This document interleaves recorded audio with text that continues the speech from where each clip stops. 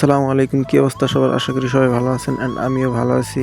আজকে আমাদের মসজিদে দোতলা ভবন উদ্বোধনের কাজ শুরু হবে, তাই তাড়াতাড়ি চলে যাচ্ছি মসজিদের দিকে। আর আজকে শুক্রবার, তাই রেডি হয়ে যাইতেছি, নামাজ পড়ে একবারে আসবো। বাড়িতে একটু কাজ থাকার কারণে আমার একটু লেট হয়ে গেছে। সবাই গেছে, আমি একা একাই যাইতেছি। পরে অনুষ্ঠানও শুরু হয়ে গেছে, মাইক দিয়ে ডাকাডাকি করতেছে, অনেক অতিথিরাও আসছে, অনুষ্ঠানও শুরু হয়ে গেছে, তাই আমি তাড়াহুড়া করে যাইতেছি। ভালো কাজে আগে যাইতে হয় সেইটা মাথায় আছে, তবে বাড়িতে একটু কাজ থাকার কারণে দেরি হয়ে গেছে। তাড়াহুড়া করতে করতে মসজিদের সামনে চলে আসছি। এই যে দেখতে পাচ্ছেন, এই জায়গায় মসজিদ হবে, দুতলা ভবন, তারই কাজ নির্মাণের আজকে উদ্বোধন হবে। অনুষ্ঠান শুরু হয়ে গেছে, তাই আর কথা না বাড়িয়ে আমিও চলে গেলাম অনুষ্ঠানের কাছে। তো আসছি দেরি করে, বসতে হবে পিছনে। তো পিছনে বসে কথাগুলা শুনতাছি, অনেক ভালো ভালো কথা বলতাছে। কিছুক্ষণ বক্তৃতা দেওয়ার পর প্রধান অতিথি বক্তৃতা দেওয়ার জন্য উঠলেন।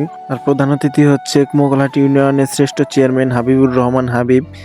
তো তিনিও অনেক ভালো ভালো কথা বললেন। আর বড় কথা হলো, আমাদের এলাকায় এর আগে দুইতলা মসজিদ হয় নাই, তো দুতলা মসজিদ হবে, তো সবাই অনেক আনন্দিত।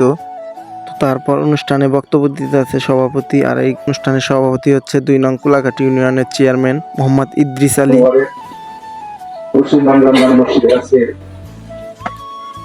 শুক্রবারের দিন রমজান মাস, পবিত্র মাস। এই দিনে একটি মসজিদের 1 বছর অনুষ্ঠানের আয়োজন করেছেন। এই তৃপ্তি থেকে আমি বলবো যে আল্লাহ সবাইকে মাফ করুন। কি কথা ঠিক কিনা?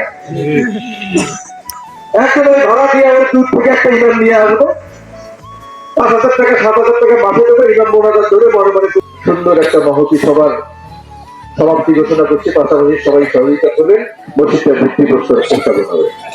ধন্যবাদ সকলকে। আসসালামু আলাইকুম। সভাপতি সাহেব বক্তব্য দেওয়ার পর অনুষ্ঠান শেষ করে তারপর সবাই আমরা যাইতেছি ভিত্তি স্থাপনের জন্য। এলাকার সবাই ছিলাম, সমাজের পাশাপাশি অন্য সমাজের লোকও আসছিল এই অনুষ্ঠানে। তো তারপর সবাই মিলে অতিথিদের নিয়ে ভিত্তি স্থাপনের উদ্বোধন করলো।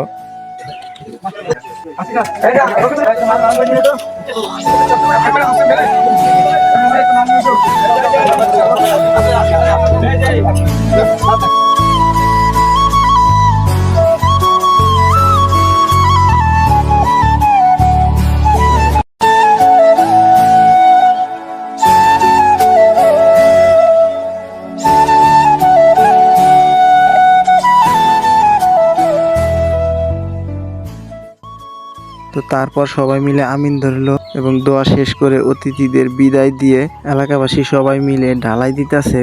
তো ওই সাথে বন্ধুর হাতে ফোনটা দিয়ে আমিও বিসমিল্লাহ করে ঢালাই দিলাম।